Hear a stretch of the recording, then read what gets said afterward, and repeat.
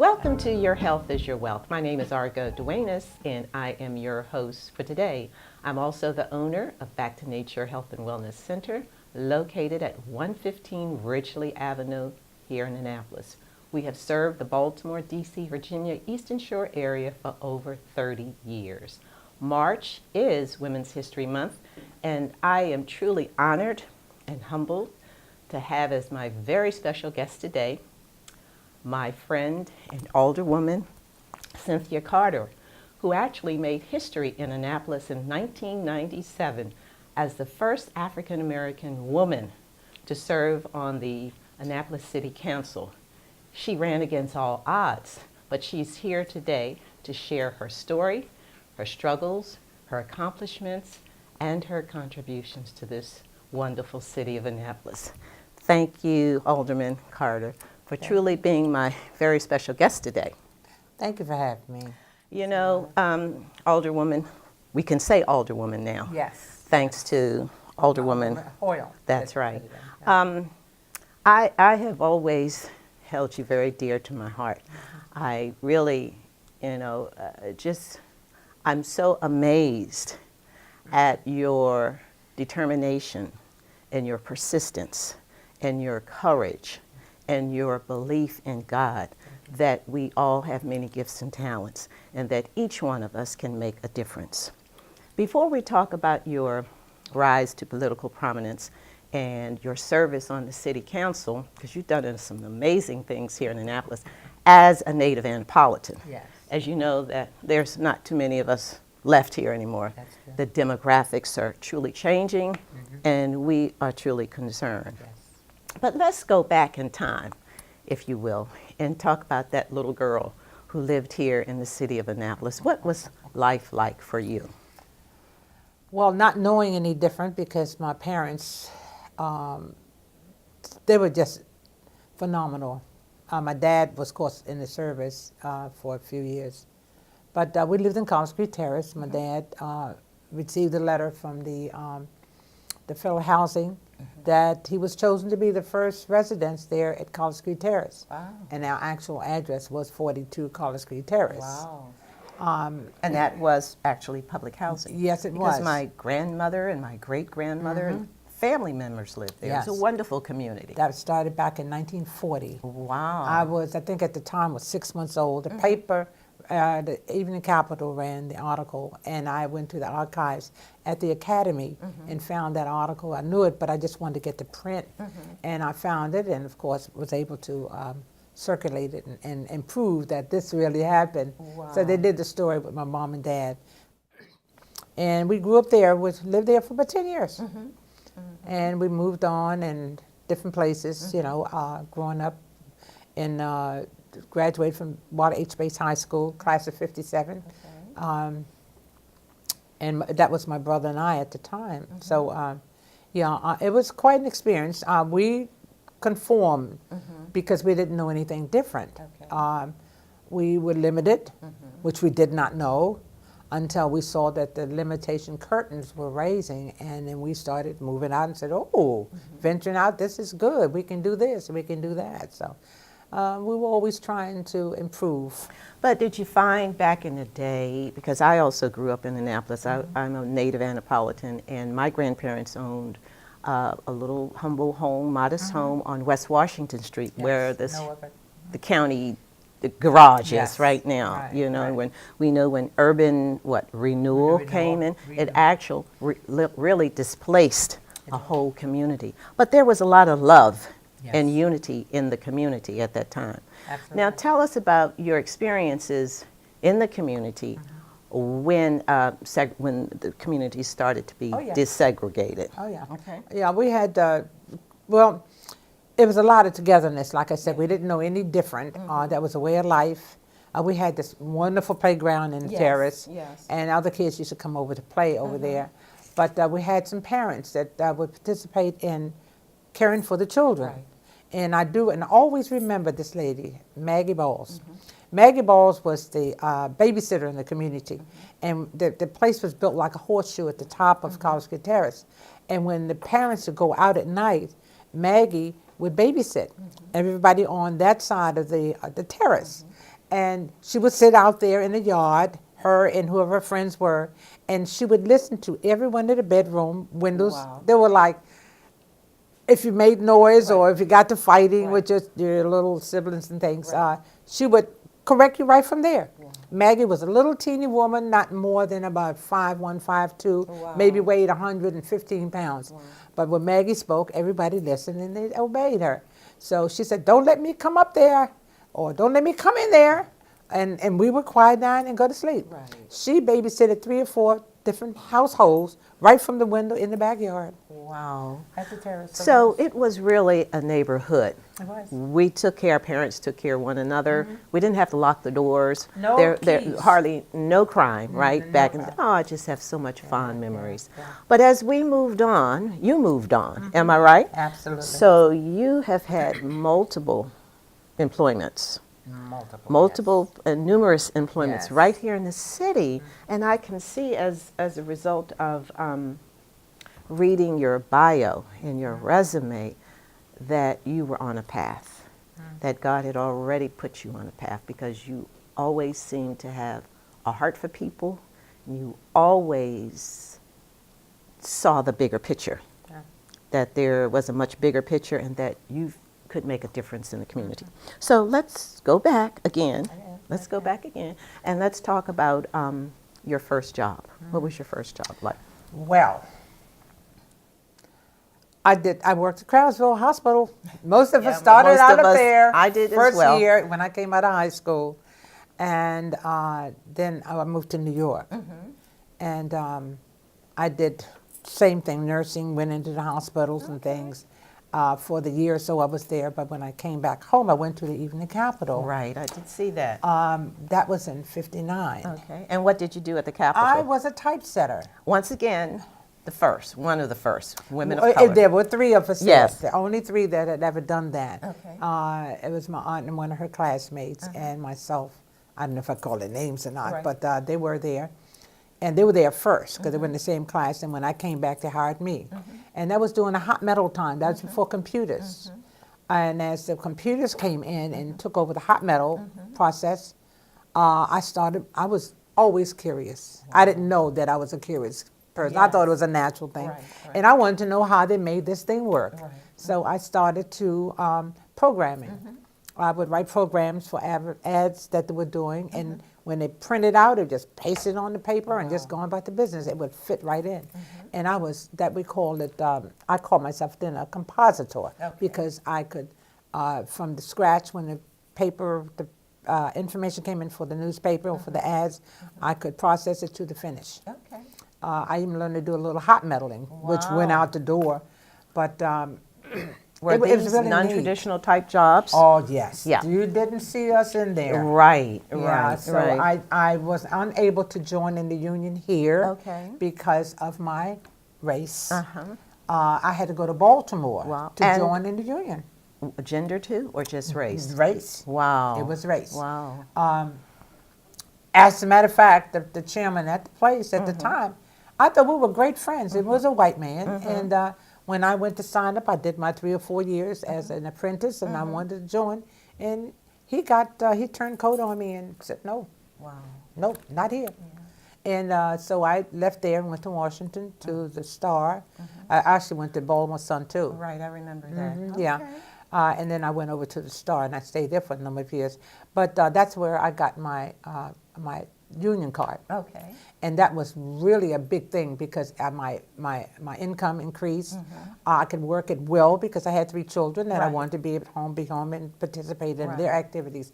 So I cut my time back to 4 days a week, did what overtime I could while I was there. And I worked midnights to early in the morning so I could be home during the day. So. Well, Alderwoman Carter, I've always truly have seen you as a pioneer and a trailblazer, Yeah. because then you went on to work with the deaf community, right? Yes, that's when it got my interest because that's a trade that people who are deaf worked in, many of them. So somehow or another, I became chairman of the print shop at the time at the Washington Star, and I had to communicate with them. And Okay. at the time, they had the teletype setter machine that I used to work with. as a way of typing up and printing and communicating by phone. And the big, they call them monsters.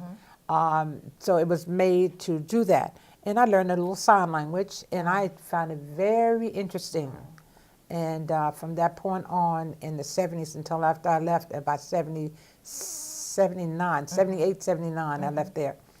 I went to school to learn sign language. I remember you were at community college. Community and I college, yeah. I said, Yeah. you know, maybe that's what I should do, because you have always, like I said, been a trailblazer, a pioneer. And I said, well, that's an awesome way and a wonderful way to communicate Yes. with a population that's sort of been sidelined. Oh, yeah. Am I right? Oh, yeah.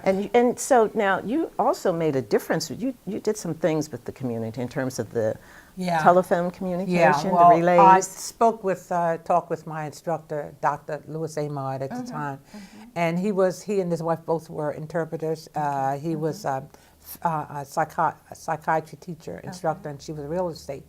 And they gave me the history, so he taught me the history of it. Unless you know what the foundation, what it was, how they became like this, it's kind of hard to understand. So I said, well, what about a service where, you know, if they want a pizza or a Right. taxi cab, how Right. can they do this? Right. And he said, well, they find somebody who can use the telephones, who are here and could talk, and request this. But if they didn't have it, then they did without it. Right. So the relay came up. So I researched. I remember that vividly. Yeah, and I found the relay service that they had. You have made such a difference in this community. Yeah, well, we found it was a big deal. There. And honestly, we're truly grateful. thank We're you so truly, much. I know I am, you know, because I can see the difference. And then you started working with Community Action Agency. That was another. Yes. Well, because I was with the city gave me a spot in one of the offices up there on Franklin Street, and it was really small, wasn't Right. appropriate, and had people coming through there because they had vital stuff in there. Right. So Community Action Agency opened the door to me and gave me a Right. spot there. And you were helping And people with- Yeah, but I came in with the relay service for about 2 or 3 years, but then they had a thing with the weatherization outreach Yes. for weatherization, getting homes and things done for people, and then there was a cancer screening program that it just went on. You and all on. see what I'm talking about. This woman has just dedicated her life and her whole Outreach. heart, mind, and service to outreach and Yeah, helping people yeah, with an yeah. open heart. She truly is a people person. I remember the telephone calls, and you know, you're really sharing with me and really trying to get the whole community involved. And you're also been a mom to a lot of the plebes at the Naval Academy. Yeah, Oh my girls, God, I my girls, remember. My girl. Yes, yeah, you did that you opened your home up to Yeah. to the students at the academy. It's done back in 1990. Right. Yeah, I did it up until about 95 when the last girl left. I said, well, I have to stop because of the process which I had to go through and all. Right. I didn't go through the process. I'm guilty. I saw them, we related, Right. I loved them, they loved me, we were there. they all So, called you Mom. Yeah. So yeah, they call me Mama Carter. So now here we are in 1997, Okay. living in Eastport, Yes. right? And how long were you a resident of Eastport? You moved there? 36 years. Yeah, okay. 36 years. What was the defining moment there in Eastport for you that really inspired you and motivated you to run for public office? Well, mainly we weren't too familiar with what was going on in the city. We just took what the city gave us, you know, the scraps off the table, the crumbs off the table. And the person who was representing us in the ward, he did nothing. He didn't. Well, nobody knew who he was. And I talked with Michael Brown, who had ran for office as a Republican a couple of times. I said, look, I just can't have anybody just coming and representing me. I mean, this guy won't even answer my phone call. Wow. His name was Taylor, as a matter of fact. I think it was. Really? I can't remember the name. Turner. Turner. Wayne Turner. Oh, okay. Yeah, because Okay. Taylor came in later. Right, right. Wayne Turner was his name. And I said, well, What I kind asked of my problems were husband. you having in your district? The cleaning of the streets when there was snow, the inability to communicate with City Hall, but the problems, personal problems people are having, Right. not knowing that the housing authority had no hands in the residents there, yet they were voters. Oh. Everybody there were voters, and they didn't participate in the voting process because they said it didn't matter. They couldn't get any help anyway. So I tried to kind of step out there and do something and be the voice and in the ears. We don't know what's going on, and if somebody inside can say, "Well, hey, knock, knock, Right. you know, we're here. Give us some attention in this area." There were a lot of things that were going on and wrong, and the policing and all that was going on. Right. So I said, you're- well, I'm gonna put my name in here, and I said, nah, I don't think I'm gonna make it. No money, you know. I mean, we're living, you know, from paycheck to paycheck, and my husband was struggling. And I said, honey, everybody loves you, so why don't you run? You know, just throw your name on there. This was after the primary. Right, I remember. Yeah. So he said, nah, you go ahead and do it. I said, well, give me $50. I need $50. So he said, I get paid Thursdays, I give it to you. I Right. said, no, you go there and pay it. Just put my name on Right. it. I'm voting for me. If Right. nobody else want to vote for me, I'm Right. going to vote for me. Right. I said, you and I will vote, right. So that's what we did. Wow. And we did it, was about 7 weeks before the general election. And because I was a printer, I Okay. did all of my own literature. Wow. Okay. I was able to, with the little computer I had, I printed up and I showed people how to write in. Right. I got the information from the state as the process and what would make it legal or unlegal, and shared it with the community. But much to my accomplishments, I have to give it to the Republicans because they are the ones that voted me in. Really? They had a gentleman who was a Republican who was running against some things that they did not want in their community. And in talking with Mr. Lamb and his wife, they said, well, come down and speak to my community and let's see what we can do because he's trying to force some things in there that they didn't want. And they needed someone to run against him. I think you can do it. So I said, well, I'll come down and give him, because I wasn't much in the talking business, not that way in the presentation. So, but I did the best I could. And they supported me. And we had a little teeny lady, was about 4'8", 4'9". She said, those booths are not designed for people who are right-handed and you can't stand tall, because she put the article in the Right, paper. okay. So because the way you had to write in to the left of Okay. the booth, the old Of the old voting way, booths, right. and she had to use her right hand, and she was too short to do it. Wow. So they had to give her a box to stand on. So we made some changes just in that. It was really funny and challenging. So you truly believe that against all odds, Against all against all odds, you were ordained. Yeah. You were chosen. You were called for such a time as this. Honestly, must have been. you got the support that you needed. Yes. And you won. I did. And you won. With And the now Republican tell me vote. about your service. You've had more than one term. You've Two had terms, two yeah, terms. yeah. Two terms Yes. on. Okay. Can you share with our audience some of the great accomplishments and contributions that you've made as a alderwoman on the city council? And I know you have. Yeah, I was. I've heard. I've heard. I went down. There was a celebration at City Hall, and it was Chris Trombauer Yeah, who yeah. made Oh, that. Yes, he yes. made that comment about you Yes. and what you did. Yes. He didn't know you, but he said that was an awesome thing that you did for their Yeah. community. Yeah. So we only have maybe 5 minutes left, but please share with us I your don't know. It accomplishments. was. I had to think about the guns, the toy guns Absolutely. that they had out there. I saw how the kids were being shot and incarcerated from the use of toy guns. There was no. I tried to contact the toy manufacturers to stop making these things Right, so real. So they put these little red things on the end, which the kids broke off. So I went to the little stores around the way and then try to get them to stop selling, and of course they wouldn't. And also we had the gun buyback. I had that through the police department. And then one day I was so irate because of the way things were going, and they just kept dismissing a lot of things. I got me a gun from the police department, and it was one of those automatic ones, which was a toy. It was an actual toy. Okay. And I bought it at the city council meeting one night, and I pulled it out, and everybody tried to freak out. And they went, like, what is this? I said, this is what a child plays with, Absolutely. and it should not be. Absolutely. And as parents and family members, stop buying these things for these children and giving it to them. It's not a toy, so I did a flyer. A gun is a gun, no matter what the make is. You cannot give these things and have children think that this is a toy.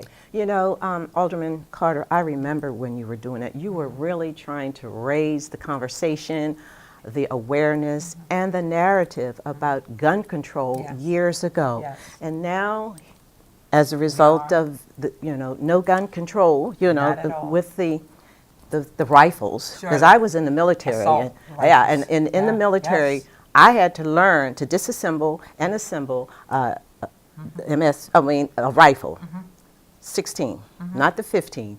But that's a fatal weapon. Yes, it is. That is a fatal weapon. Yes. You were one of the first, really, advocates of gun control. Am I right? That's right. Right here in the city of I Annapolis. worked with Governor Glendening when he got the bill passed about have some form of gun control, and he tried to take out those automatic weapons. Yes, they're automatic. Stop the sale of Right, those absolutely. for hunting or whatever, and they knocked it down. The only way they would pass that bill was to just water it down to almost nothing.